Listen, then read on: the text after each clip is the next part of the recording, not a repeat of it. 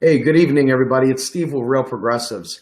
I have a really, really awesome show for you guys tonight. I get the opportunity to talk with fellow Real Progressive friend and activist and former U.S. Senate candidate for the Green Party, Arn Menconi. Arn, I'm bringing you on, brother. How are you doing, sir? Good, Steve. What's up? Too Hello, much- everybody. So look, Arn, you have one of the most amazing stories ever. When I got to meet you, so to speak, over the phone, when you approached me, I guess you were out there in Las Vegas and you had seen Lee Camp, and if it wasn't Las Vegas, it was Colorado, I think. Colorado, Lee Camp had performed, and Ben Higgins, and there was like the whole crew was there. Chelsea, Claudia. What? Claudia was with you too. Claudia, yeah. And I had met Ed in Philly. Okay. So And said- when you guys reached out and you said, hey, man, I've got this like 20 days of, or 30 days, I don't know how many days it was at that time, but you're like, man, I'm going to do some activity to freaking change the world every single day for this long. And that was like exciting as hell to me because I'm a homebody, man. I'm a family guy. I don't get to do nearly half the things that you did. So I live vicariously through you. And it was just exciting to watch. Talk to me a little bit about that whole experience, man, if you don't mind. Well, I was running for U.S. Senate for the Green Party. And every single day you had to like jump out of bed and you had to run hard because 2016 was a historic year as far as campaigns go. It will be looked upon in the history books, if we ever have American history books again, as a game-changing type of thing. And I knew that was going to happen. I knew I had a certain platform. I knew I had to get to 5 or 10%. You know, you have to speak to global warming and endless wars, and you have to speak to the heart of people on the far, far left that don't have voices, you know. And so what I started every single day was like watching a different calibration of where, where things were going, what the pulse is. And we have this sort of bilinear world. We have everybody who's always going out there and the propaganda people doing what they're doing. And I just saw it's real simple. If this is a motherfucking revolution, you have to be an activist. This isn't about click activism. And I chose to be in a leadership role by running for U.S. Senate. And I chose to say I could be one of 100 people. So I was feeling the pulse of what other people were pushing me to. And every single day there was something that you could go to and make some noise around, because this is what's so important. We're not seeing this right now. There isn't $5 billion in cameras all over the fucking place right now where you could go somewhere and say, I'm going to lay it down right now. And that's what progressives do. We try to co-opt what the other party is saying, or we try to be the counter narrative, or we kind of fuck shit up. You know, I lay it down in 3 different elements, you know. So you came out. Okay, so I want to let the audience know. Why would anyone vote for me if I wasn't willing to give up my life for how bad the empire is taking us right now? If the empire has 700 bases, if the empire is dropping bombs on 7 countries, if the empire is spending $1 trillion a year on the military-industrial complex and on national security, and I'm saying I could be the best motherfucker there is besides the President of the United States, why would anyone vote for me if I wasn't proving to them that I would take a bullet for it? And that was where I was going with it. My first phone call with you, I felt like, I mean, not to be a dork, but seriously, I felt like I was talking to a rock star. And, you know, Arn's got this swagger about him. Once you get to meet Arn, if you haven't gotten the chance to meet Arn, let me tell you something. Arn is pure swagger. The guy walks in, you're waiting for him to grab a microphone and start singing a really cool song. You're waiting for him to do something. And, when I met him for the first time, it was like, holy shit, this is Arn Menconi. And, he had idea after idea after idea, and he covered a lot of those with real progressives. And, one of the things that I think stood out with me, Arn, was the fact that you would bolt headfirst into danger to make the point, to for whatever it was that you were fighting for, you would shove your head straight into it. You didn't do a lot of debating. You didn't do a whole lot of, pondering. You said, you know what, I'm going to take action. I'm going to take it now. Talk to us about that a little bit. Well, I can I give you the medium version? Yeah, sure. I was one of the early snowboarders, and I got to teach snowboarding for a long time in Colorado. And everything that I kind of bring out there is about like teaching snowboarding. Some people are never evers. Some people are beginners, intermediate, advanced, and some people want to go crazy.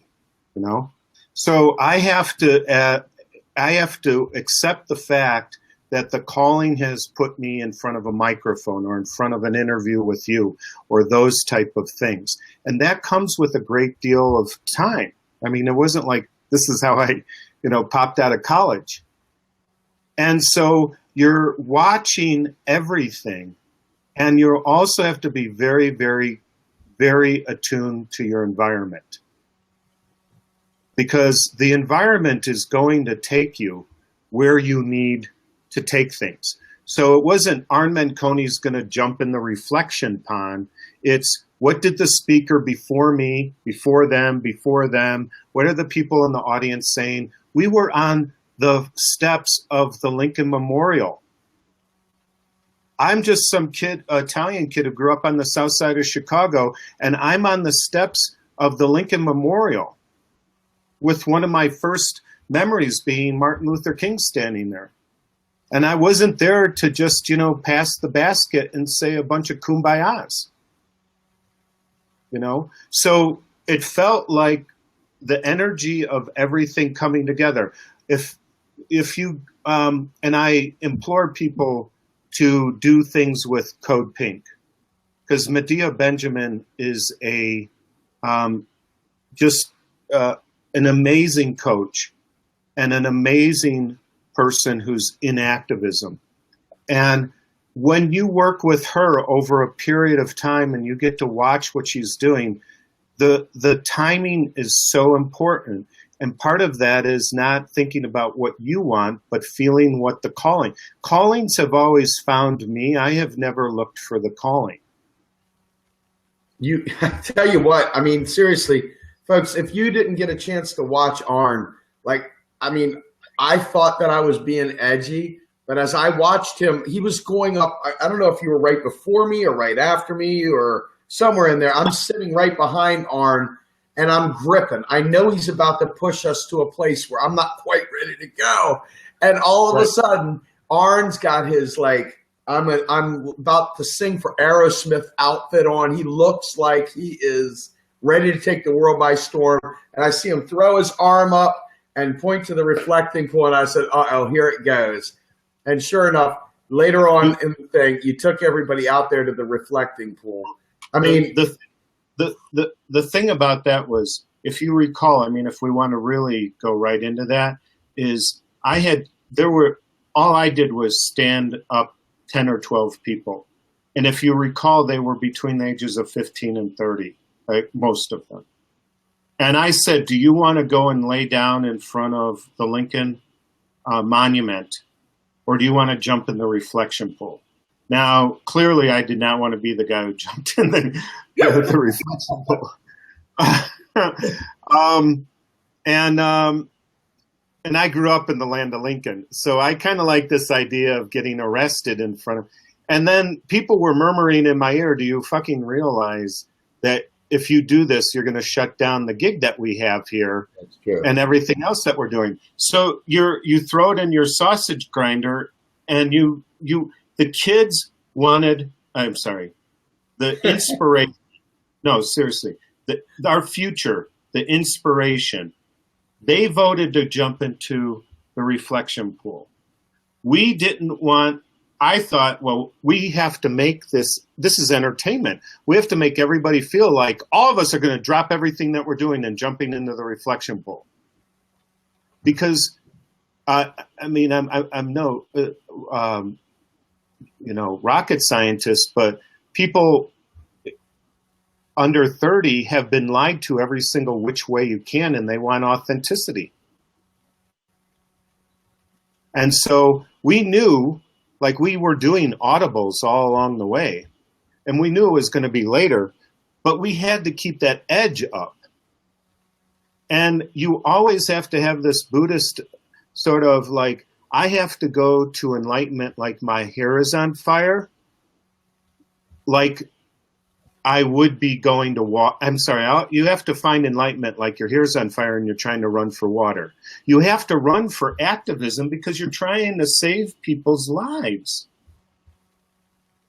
So I appreciate the sort of like Arn, but really what I'm trying to understand as I go into every single activist thing that I've done, you really have to calm yourself down like you're in the trees snowboarding, and you have to feel that out of balance. Of course you're going to be afraid as hell. Of course you're going to be excited, and you got to figure out how to bring it down so you could feel what's going on, because there's something spiritual going on, because you're literally trying to save lives. Well, one of the things that I noticed early on, I mean, I said this to you before we came onto the show, and I want to tell this to the audience. Arn has this ability to push you to the edge of your soul. He has this ability to make you go places where you didn't think you'd go before. And for someone like myself, I'll be honest with you, I'm not the kind of guy, I mean, maybe I am, I don't know. But I hadn't been the kind of guy that was willing to get arrested, because I've been arrested for pot. I've been arrested for different things, and it didn't work out so well for my family or my career. So I had been kind of resistant to the whole repeat episodes, even though this is a much more noble cause. But as I sat there and watched Arn, it was like I always felt this nagging pull to not be the mushroom hiding out, And I'm saying this just openly, that it was difficult. You're watching this guy so dynamic. And this is not Arn thing. This is more of a point of where you fit in the continuum of activism, right? We each have talents and treasures and so forth that we bring to the table. But Arn, what he made me do was made me think about, holy shit, I don't think I'm ready to do that, but I want to do something. And so there was this, to your point, Arn, it was like a spiritual thing in the sense that I was having to search my soul as to what I was willing to do. Because the cause that you were talking about, you're talking about bombing children in Yemen. And you're talking about bombing people all over Syria, you name it. And this is something I feel very strongly about too. So you really, really took me to the point where I was hitting a new threshold, if you will. And I don't know how many people in our audience have actually done direct action, but you're a master of this. I've known you for a short period of time, maybe 6 months, and I've known of you longer than that, but you are a bona fide activist. Like I've never seen anyone like it. Right? Talk to me a little bit about some of the other actions that you've done, because I've watched some of them, and I know that you have been involved in so many for so long. Talk about your career as an activist, Arn. Well, I mean, okay, so I think I've been arrested 3 times. I think I've been in 6 Black Lives Matters laydowns. I've been in Palestinian, Free Palestine protests. I have, the first time I got arrested was in March of 2015 at a John Kerry hearing. So let me frame it this way for people who don't know who I am, and I'm it's very kind how you're positioning me, but I ran a nonprofit for disadvantaged youth for 20 years. I was a snowboarder. I grew up on the south side of Chicago in the 60s. I came to Vail, Colorado. Long story why. We'll cover it in some other time. But I thought when I was snowboarding through the trees, getting powder shots, this is fucked up. You know, there's gangbanging going on in 1993 all over the country, and I get to ride the trees in 16 inches of powder. So I got to figure out a way to bring them up here, the gangbangers. I mean, I was idealistic. I'm going to bring up the Crips and Bloods.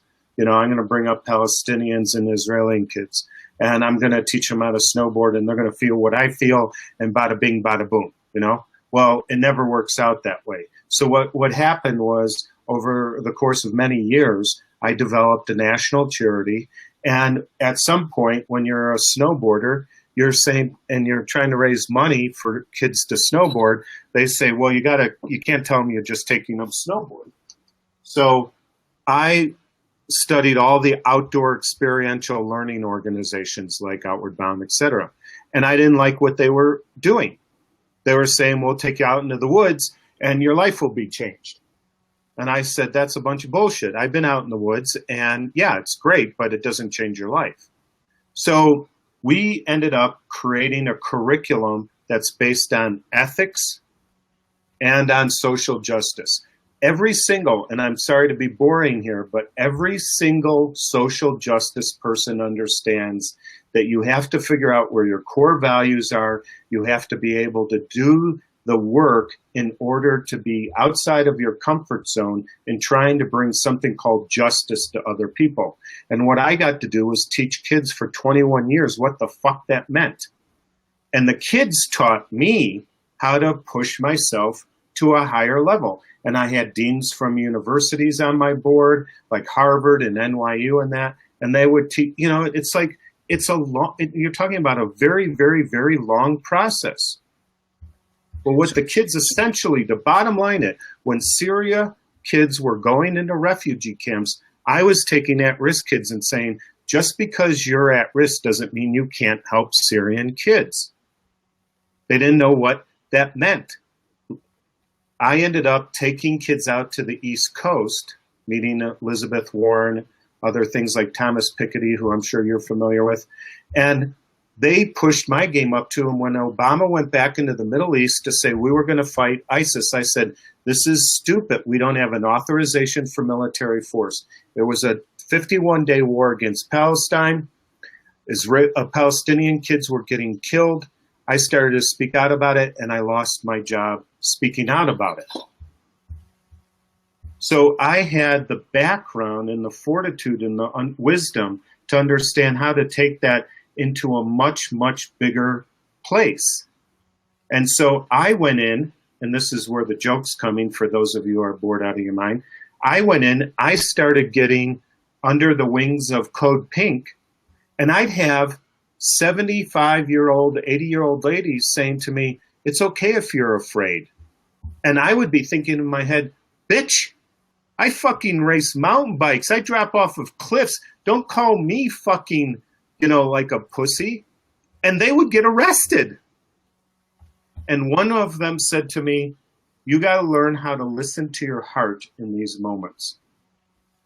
So I would attest that you put yourself on the path towards social justice and you learn how to listen to your heart. Because if your heart is going to want to connect to trying to do some good.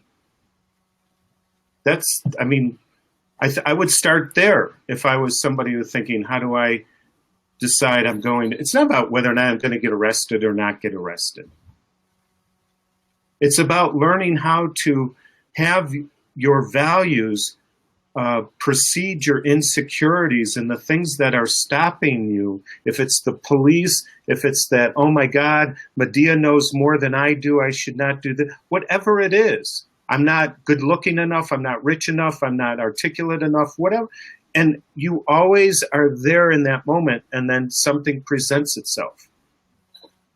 What is the best way for the people that are watching to, in your mind, take the first step? I mean, you talk about listening to your heart. You talk about, kind of being in a spiritual sense in tune with, who you are and what your values are. what are some of the best ways that someone who has never done activism before can get started in a meaningful way? Talk Right. about it a little bit. Well, I mean, I already said this, and I can't say it enough. You know, like if you want to go out, learn how to do yoga, or you want to learn a certain software or whatever, you take a class, all right? You take the Never Ever class. And Code Pink is the best activist movement in the country.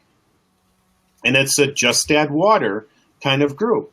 And everybody's going to, you know, come as they are, do their thing, and you go there. And what I say, you know, I've been criticized by, well, I'm supposed to quit my job and be a full-time. No, everybody has their own intellect. But I would highly recommend that you find a time when Code Pink is going into a Senate hearing or into a House hearing, or when they're posting it, follow them at codepink.org. I tweeted for them for almost a year. You know, I spent, God, almost a year studying under them, you know, and you watch how to do those type of things. The other thing I want to say is we're 12 days from Donald Trump being elected, and progressives are having some progressives are having a rather insipid argument going on about what is happening in the long game. And the long game is it's the oligarchy versus the oligarchy. And you've got to start thinking about where you're going to prioritize your activism. And if you're early into the game, maybe in your early 20s, or you just started like I did, whatever, you have to think, well, I'm not going to just jump in at the deep end. You know, there was good and bad on Standing Rock. There's good and bad in the Occupy inauguration. But get in the frickin' game. Jump in, observe. I tell everybody, I have my kids that weekend. I tell them, go to the inauguration in Washington, D.C. and bear witness. You will meet like-minded people. We are in a traumatic time right now. Get out into the streets, boycott people, and make sure you're talking about this. Did that answer, you know, Steve? Did that Absolutely. get to the heart? Absolutely. I mean, forgive the feedback, folks. This is an imperfect science, but what I've noticed is that people, they watch the superstars of the movement. And when they say, I can't do that, or I'm not, like you were saying, you nailed it perfectly. They don't do anything because they feel like, I can't be like Arn. I can't be like so-and-so. And activism comes in a million forms. And I've seen this now. I don't think I knew nearly obviously we've all grown, but I didn't know nearly what I knew even a month ago or 2 months ago or 3 months ago. Exactly. And the more you learn, the more you watch. Yeah, I want to talk about Hofstra for a minute, because this is a very important thing as we watch trying to bring down the duopoly, trying to bring down the oligarchy, and we watch how we're trying to push forward with progressive ideals. We're trying to make a difference. You know, you went there to Hofstra to help support Jill Stein's right to, well, third-party rights in general to get on that stage.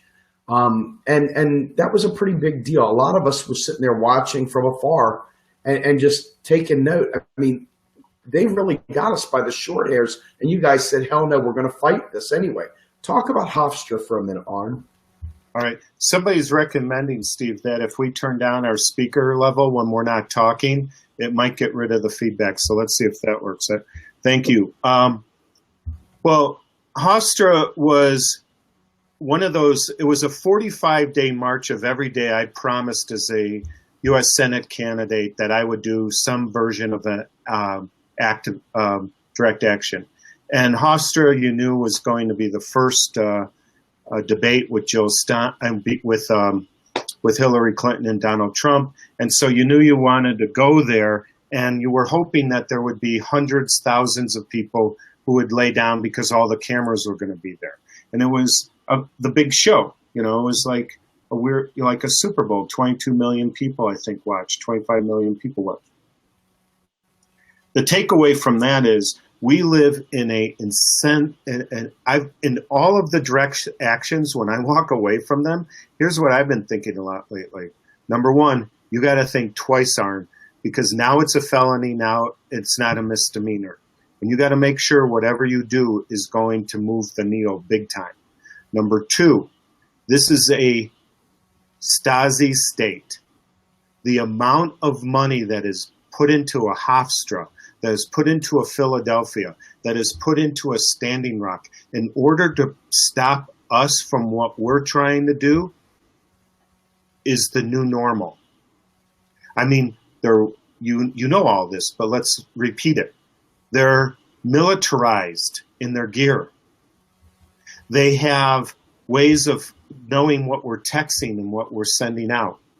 They're breaking up our signals. They're arresting people for misdemeanors and charging them with felonies. I mean, people keep saying stop swearing so much, but this is fucking crazy. This is our taxpayers' dollars that are used to protect the motherfucking oligarchy. That's what Hofstra. Two people were supposed to get in a room in front of a podium and talk about policy. We couldn't get 2 miles near there. So what 22 people decided to do was lay down, God knows where the fuck we laid down. And, you know, hundreds of cops were there to take us into prison, into jail. So let's this is, if Steve wants to think that I know what I'm talking about, I would say frame the conversation right now on January 9th. On January 9th, we're 12 days out from Donald Trump being elected, and we're being gaslighted by a Russian hack hand job. Donald Trump is tweeting about Meryl Streep, so we're not talking about the Russian hack. The Democrats and the mainstream media are talking about the Russian hacks, so that we're not talking about the DNC leaks. And the oligarchy is doing this because they don't want to talk about the motherfucking fact that Barack Obama, whose ratings are as high as Ronald Reagan's were, was handed his cabinet by fucking Goldman Sachs. So guys like Steve and I, because we have MBAs and because we think about dollars and cents, we think about where is the dollar flow. Money means absolutely nothing. It used to be called wampum.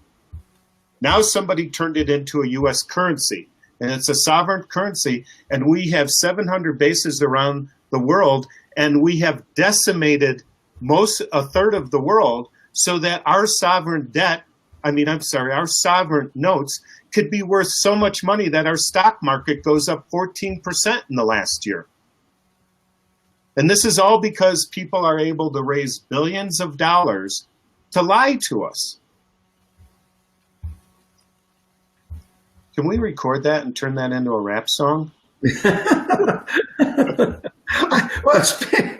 want to talk about that. Hey, send that over to Lee Camp. That's I want to use that for a, resume for Lee Camp. You're screwed, man. You owe us a rap now. You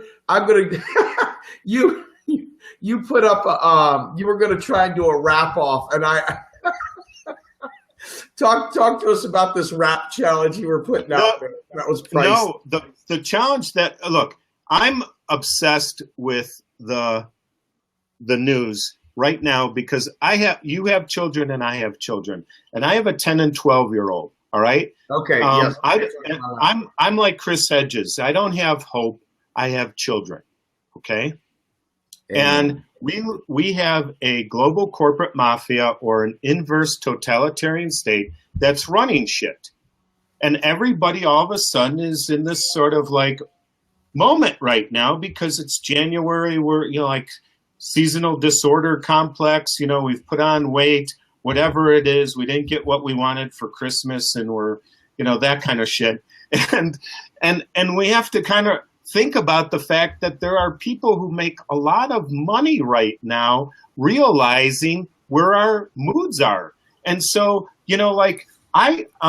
this one journalist and I were laughing last Friday when they dumped the national security report on Russia. I don't want to use the word Russian hacks because it's not a hack. It was a DNC leak. It was a DNC leak. It was a DNC leak. Okay, so we have concluded that we don't start our work week until Wednesday or Thursday because we know there's going to be some fucking pull the wool over our eyes kind of Friday afternoon thing. And then you're spending your whole weekend trying to decipher it, you know? If the DNC, if this was can I go off on this subject that is being talked about? Yours, baby. Maybe you want me to talk about? Do it. If the DNC leaked we know nobody has disputed it. So why would anyone? I've been under 2 recall attempts, and the Republican Party said when I won my first election that I ran a rigged election because I had snowboarders from another county voting for me. All right. So I had the best election attorney handling me immediately. My first day of being elected in office.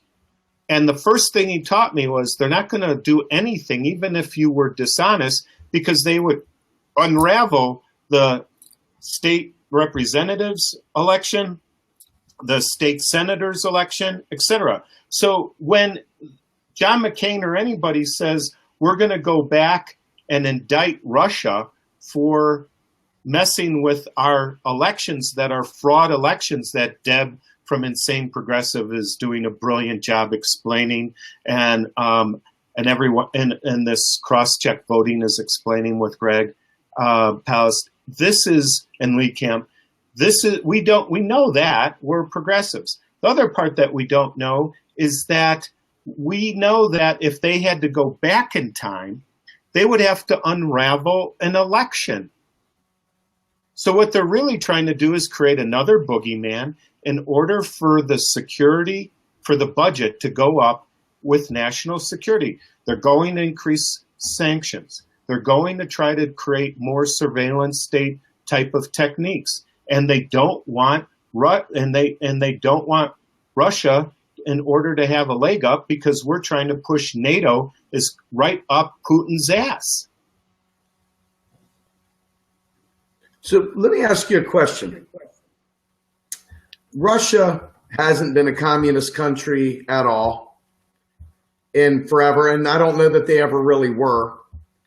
And yet here we go. We've got the Democratic Party red baiting all the way back to Bernie Sanders.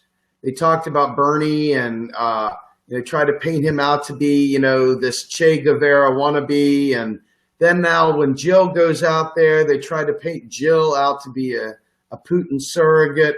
And now all of a sudden they've got more red baiting. Is this not I can't even fathom this. And from what I'm seeing now, there's tanks rolling through Germany to quote unquote defend us from the great evil of Russia. What the hell, man? What's going on? What is going on? I mean, I think I know, but I want to hear it from you, brother. So here's what Arn Menconi thinks what's going on. I steal from people who are much smarter than me, and I regurgitate it, and I just try to make it funnier and, believe it or not, shorter version of it. We have had I spent 10 days with Daniel Ellsberg in May of 2015 at his home in Berkeley and interviewed him for 10 days straight. Okay, he's the first whistleblower. And he wrote a book that everybody has to read called Secrets, okay? And I have a signed copy. And Henry Kissinger called him the most dangerous man in America because he revealed the Pentagon Papers. There always has to be a bad guy to prove that the Democrats aren't weaklings because the Republicans are trying to challenge them to take power over that. So that's how we got dragged into Vietnam in the 50s under Truman and Eisenhower and then Kennedy and then LBJ. And just last week, the FOIA reports revealed what Dan Ellsberg told me that, oh God, I can't believe it, that Nixon would kick the can down the road on the Paris Peace Treaty so that he could become president under LBJ, and they finally revealed that information. So there always has to be an enemy for the empire to grow and go wherever it wants to go. And Russia, I've been to I was in the Soviet Union in 1979 with my political science department. It was one of the things I studied as a younger person. And, Putin is a crook. Putin is running a kleptocracy. Putin is tied in with the mob. And Donald Trump and Putin are tied in together. They're all bad guys. And that's what Ellsberg liked about me. He would say, you connect the dots, you synthesize it, and you communicate it out. Why do you think you know how to do that? And I'm like, dude, I'm a snowboarder. How the fuck why is Daniel Ellsberg telling me I know shit? And he said, no. I said, well, all you have to do if you run a business or if you have an MBA or whatever the fuck it is you have to know where the fucking money flow is going. And you look at the big numbers. Another way of saying it is, this is my Daniel Ellsberg story. I said to him, dude, have you not seen The Godfather Part 1 and 2? Everything's a motherfucking hustle. And you just taught me how to break down the hustle. Putin is hustling. Trump is hustling. Clinton's hustling. Obama's hustling. The Koch brothers are hustling. Soros is hustling. They're all hustling. I said to him, what you've taught me is that everybody at the top of a major academic circle, at a think tank, at a corporation or government is a sociopath. And he said, it's a radical idea. It's a radical look at the world. They're not exactly sociopaths. They have friends and family, So this is what people also have to remember. Trump is a motherfucking nutcase, and so is Putin. So we have to be able to think. I love this. We have to think in a multi-dimensional way when we're speaking to people, so we don't come across like we're bilinear right now. Binary, sorry. So we don't look like we're binary right now. Otherwise, people are going to think we're stupid. And we don't have resources. We have a democratization of the internet. And prior to that, these things that allow Steve and I to think in terms of a television studio is turning itself into making sure that all day long we're putting the mirror back on the liars. So, Arn, let me ask you a question. We have taken what I consider to be an unprecedented approach, given the age of information that we're in, given the fact that we have got access to so much information, maybe too much information at times to make heads or tails of what we're reading, but we know something smells like shit. And the reality is that, I thought we were done with the whole hating on Russia. I mean, like the whole red baiting thing, I thought had kind of vanished. But you've got all kinds of stuff going on, pipelines throughout Europe and through the Middle East. You've got all kinds of power struggles with, Putin and the Middle East, and the U.S. trying to do its normal coups d'etats and worming through to try and disrupt. Where is this going? Do you see this just being more bluster to keep us scared, or do you really, really see a war? I mean, like an open war, not a covert war, not a proxy war, but a straight up war. Do you think we're at a point where that's even a real possibility, or do you think this is just political maneuvering to create a situation where we give up more of our rights? If I get this right, do I get anything? You get my undying adulation. Okay. Well, then here we go. For what it's worth, it's sable rattling, it's dick swinging, it's the hybrid of neoliberalism and the neocon movement in America. The way I do it to kind of keep it simple is I always try to think they're always going to come out with a new snowboard. They're always going to come out with a new car. There's always going to be a bolder, brighter version of Tide, And so how are they going to gaslight us with propaganda? And what's starting to appear in the last 8+ weeks since the election, when the neoliberals and the oligarchies were like, there's no way Trump's going to win. And Trump has fuck you money. So he gets to represent an oligarchy and, his ties with Putin. And I'm not talking, I'm not going to, I'm tired of explaining myself but he's looking at it like he's got fuck you money and he could go to any one of the oligarchs and say, now I got what I want. I could fuck with whatever you want me to fuck with in order to get more skin out of the game. And you've got Mitch McConnell probably being the most important person in the world, powerful person in the world right now. So we got to watch what Congress and we've got to watch what Mitch McConnell's doing right now. And then we've got to watch how the Chuck Todds of the world try to, spin us, or the Sean Hannitys or whatever. And then you add in the fact that, there are, if I could just get something off my chest, a lot of the really bright alternative media people, who I won't name, are spending more time making themselves look good and bitching about other journalists than helping us decipher the news. Because they got into their mini rock star stage, and now they're poking each other in the eye. Okay, so let's go down that road for a minute. There's a way of how the message gets manufactured in America through the Atlantic Monthly and through Foreign Policy magazine and through the New York Times and the Washington Post. And these guys all know each other because I see them in Aspen all hanging out together, and they don't like me. And it's the Jeffrey Goldberg, who runs Atlantic Monthly, who just became the editor. It's the David Rothkopf, who owns and operates Foreign Policy. And then you got to look at things like Morning Defense magazines in the morning and what they're putting out. And they're putting out this narrative of Russia bad, terrorist bad, people who are on the far left, the movement under Bernie and Occupy, whatever. They're marginalizing us and making us look stupid. So this is how they're all trying to protect each other. And what I can't figure out yet, because I'm still watching the moves, is Donald Trump comes in and hires Goldman Sachs. So no big surprise there. All right. So the financial industry is happy as a pig in shit.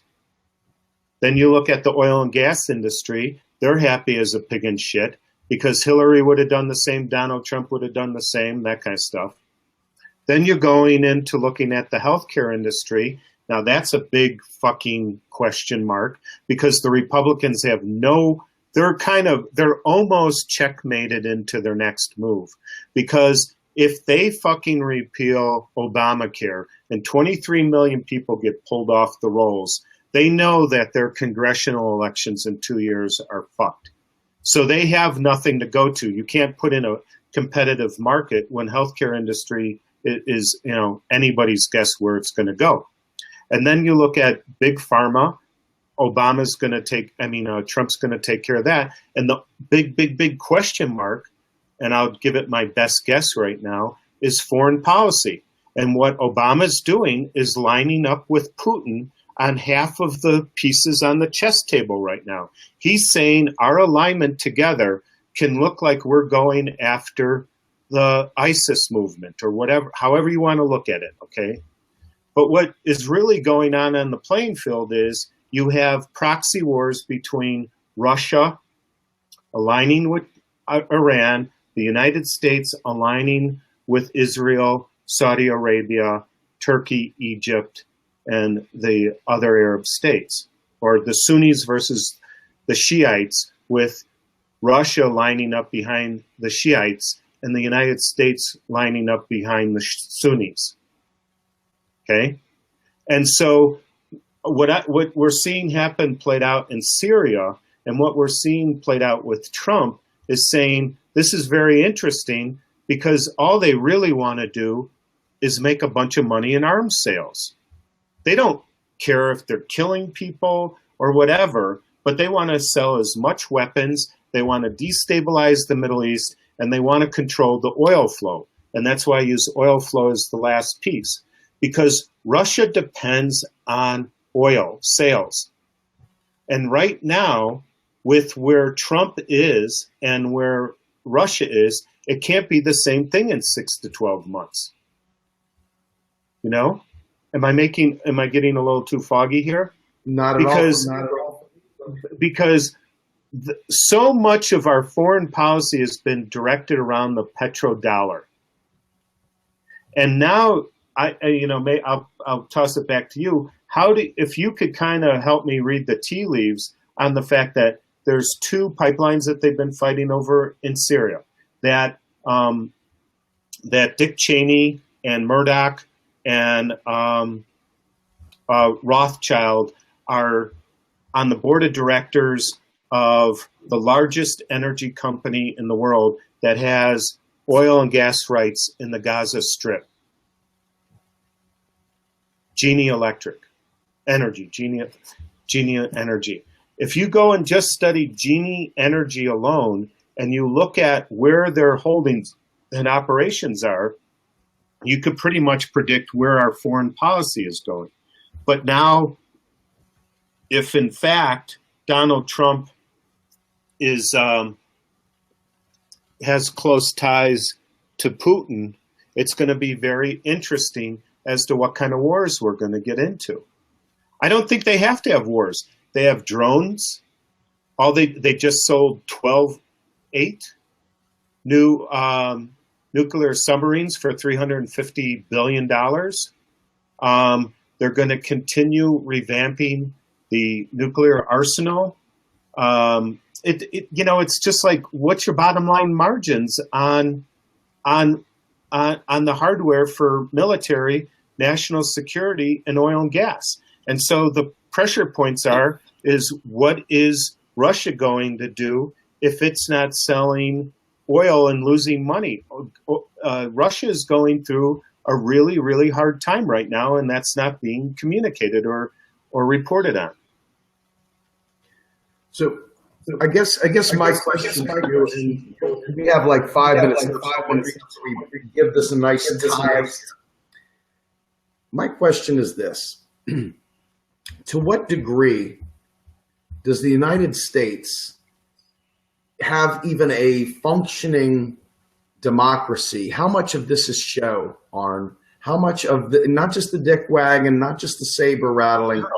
We have zero. Is even real? I mean, zero. The veneer is so like one of the biggest things that I've come to believe is that so much of what we think we're seeing is not what we're seeing at all. It's just bullshit. So what of this is propaganda to you, and what of this is real? And is there is there anything actually going on other than rich people conspiring to do what rich people do at the top? Or is there seriously something going on? Or is there even good guys or bad guys here? Or are they all just fucking bad guys? Again, I joke around very dryly, but I'm also saying this just so you understand with a great deal of humility, because I'm just, a dime a dozen thinker. I enjoy, and I've always enjoyed, analyzing politics. And I've been very, very blessed in meeting the titans of political analysis.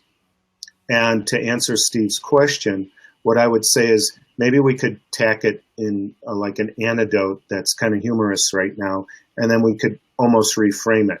So number one, Meryl Streep could have gotten up last night and she could have condemned global warming. She could have condemned Obama. She could have condemned, drone wars and all of that. And she chose to talk about what this man Trump is doing, but she put it in a very elegant way so that we can hear it in many different from many different viewpoints.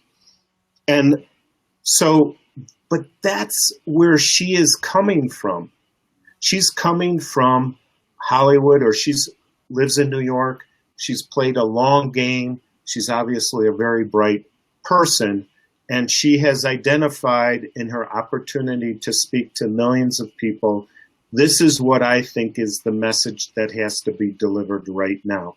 And I thought she did a very good job. Yes, I would have liked her to add in global warming. To where Steve and I have worked together enough to know how we have a similar language, is, you know, we don't want to spend 5 minutes discussing the age-old Enlightenment question, you know, is man born evil or is man born good? But what we do want to look at is, in 2017, we are definitely starting into a new era of neo-fascism. And we can't, just like we all knew people like, I fucking hate Facebook. Well, Facebook is here to stay. Remember ever saying that? I don't like Twitter, or I don't like texting, or whatever it is, right? But there's certain things that are in our environment that we can utilize. And what's happening in our environment right now, in the next, and I think I can't state this strong enough. We have to be looking at what's at stake. And there's always 4 fundamental problems. There is endless war, global warming, inequality gap, racial injustice, and then I'll add just a little subplot with a Israeli neocon agenda. Okay? And there isn't any time left on the clock to not fight against global warming. Amen. If I could and I'm an anti-war activist, and I want to save us from bombing people that we bombed today. But if I could wave my magic wand, that Occupy inauguration would be all about global warming, because it goes after the financial markets, it goes after the oil and gas markets. It's like it crumbles 2/3 of the oligarchy. And it's, as a politician or as a person who's run for politics, it speaks to your front door. If there are people who are turning on their faucets and they can light it on fire, and it's not just Standing Rock, and it's not just Flint, do you get it? Oh, when does all the schools in your neighborhood become charter schools? You know, they're going to privatize everything. I got to tell you, I'm, as one of the people on the steering committee for Occupy Inauguration, working with Socialist Alternative, the Green Party, David Cobb, PIP, and some of the others, Equality Coalition, and so forth. One of the things that jumped out at me as we negotiated what the purpose of this was going to be was, several of us took a very firm stand that we did not want this to be an anti-Trump rally because of the very issues you raised. There's so much more than Trump. We as a movement are way bigger than Trump. And Zach Haller, one of my favorite Twitter guys, said, Meryl Streep's talking about Trump was kind of like low-hanging fruit. We've got bigger fish to fry. There's so much more going on. If we focus on one guy, we're going to miss the forest for the trees. We're going to miss all the shit that's going on if we just zero in on this one thing. And while it's certainly a rallying point, there is so much going on beneath our feet that if we just focus on that, I am so afraid that pipes in Michigan are going to get ignored, that all the wars are going to get ignored, that the environment as a whole is going to get ignored, that single payer is going to get ignored, that free college for all is going to get ignored, that a basic income or a job guarantee, which is my preference, will get ignored. Infrastructure will get taken care of. My point, though, is that not Trump is simply not satisfying for a progressive movement that requires substantive change. And for many of us, we don't have 4 years to wait or 8 years to wait. We need to fight now. I mean, we made Nixon. If you go back, We made Nixon do an awful lot of progressive things that were not in his bag of tricks because people stood up and rose up like you do, Arn. And I just want to make the point that while we can certainly stand in defiance against Donald Trump, that certainly is not the overall. We have so much work to do. And if we go to sleep focusing on one boogeyman, we're going to miss it, man. We're going to miss it big. What do you think about that? We'll close with your thoughts. Well, you know, what Steve is talking about is what's in the hearts and minds of all the people who get up every day and think for their children, for the world's children, etc. And that is, you know, we're David and Goliath. We have one stone. Where are we going to throw that stone? And it's truly anyone's guess. And I think right now, because the lights are off in terms of election, and because we only have so many resources, that we have to think about, you know, what are we going to lead with? We could have other intersectionality, and that doesn't mean giving up other causes. It means, where is the Achilles heel? And so I asked myself a question like, maybe the whole Achilles heel could be the fact that Trump should be impeached as soon as he's in office because of his business dealings. You know, they got Al Capone on tax evasion. And that is going after one of those oligarchy people. So fundamentally look at the oligarchy, fundamentally look at finance, oil and gas, the military industry, big pharma and big ag, and look at what they're doing, how they pass something, you know, you could watch, look at how they're going to try to pull funding from the United Nations, because what the United Nations did in saying Israel's occupying and settlements into the Gaza Strip. Look at what Donald Trump's going to try to do with making having our offices in Jerusalem. I mean, he just hired his son-in-law today to be his special counsel. So I think, you know, like I go back and I go, oh my God, I mean, I've never seen corruption at this level. But what is going to move the needle of the non-progressives? We have to think concentric circles out. You know, progressives surround the wagon trains and shoot at each other and bitch and moan. We have to be figuring out, where are there like-minded people who will come in? And I think, because I have children, because I live in the Rocky Mountains, because I can see what the forecasts are and scientists, is that we have to fight for global warming because it affects everyone except the top 1% that can have their planes that fly in and out of Aspen and Vail and wherever, and they can have their security forces and they can have 10 homes. And so my call to action right now isn't one necessary. Ralph Nader will always say this. It only takes 1% of the population, that's 3 million people, to get out into the streets. Now, I don't see myself being in Washington, D.C., but I might be there. I asked my ex-wife if I could take my daughter. I recommend people going there to just be a warm body out there proving that we're holding their feet to the fire. So or go to your... Put your feet to the fire here for a second in a good way. So, folks, everybody that's watching this thing, know Arn Menconi is a part of Real Progressives as well. This interview is a luxury of mine. I'm being, just enjoying the hell out of the opportunity to do this. But Arn, we need to see more of you, brother. You've got what it takes to bring about change, and Real Progressives need you to take that. I mean, I want you more front and center, man. People love you. And there's a reason for it. It's not just because you're this wonderful guy, although you are. It's because you have a passion for taking things out there. And I'd really like to see you bringing your perspective more often, man. I'm watching the different people here talking about it. I've been watching them say, I'm wearing my Jimmy. I wore my Jimi Hendrix Fender peace sign T-shirt so that you would like me even more. The other thing is, a shout out to the people whose shoulders I stand on. You know, 2016 was a shitty year for all of us. But there are so many people that I met in the last 2 years And so what you learn through this is our new community, our new tribe. And yes, we have our, nutty side and blah, blah, blah, blah, blah, right? But at the end of the day, we're always trying to coagulate. If it's Deb with Insane Progressives, if it's Ed Higgins, if it's Lee Camp, if it's Abby Martin, all of these different things.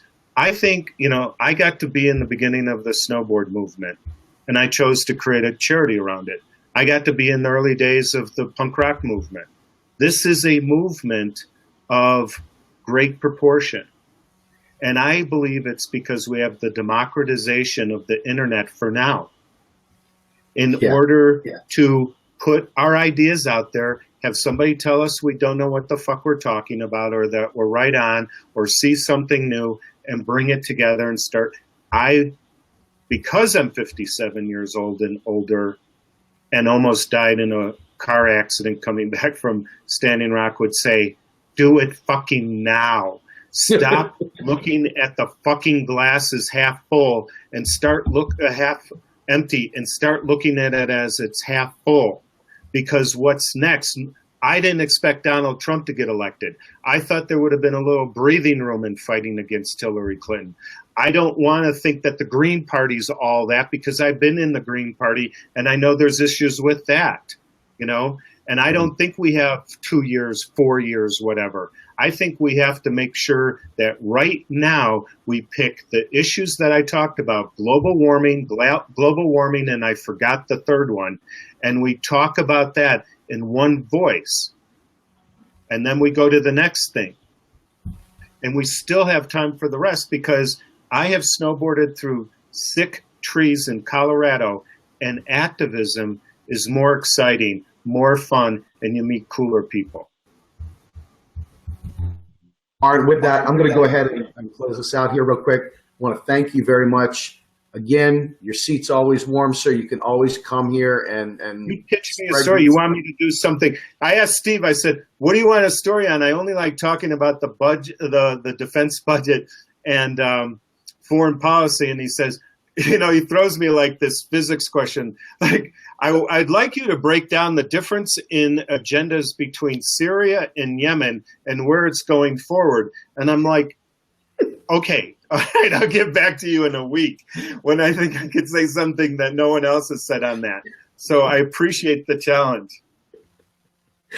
Well, anyway, folks, I want to thank you guys for joining us. We have a lot of fun with this, but this is very serious stuff. And Arn, thank you for your time, sir. You are a wonderful, wonderful example of what we all need to at least strive for. And I'm glad to have you on the team, sir. Folks, this is Steve Grumbine, Arn Menconi, Real Progressives. Have a great night, everybody. Peace. Spread the love, everybody.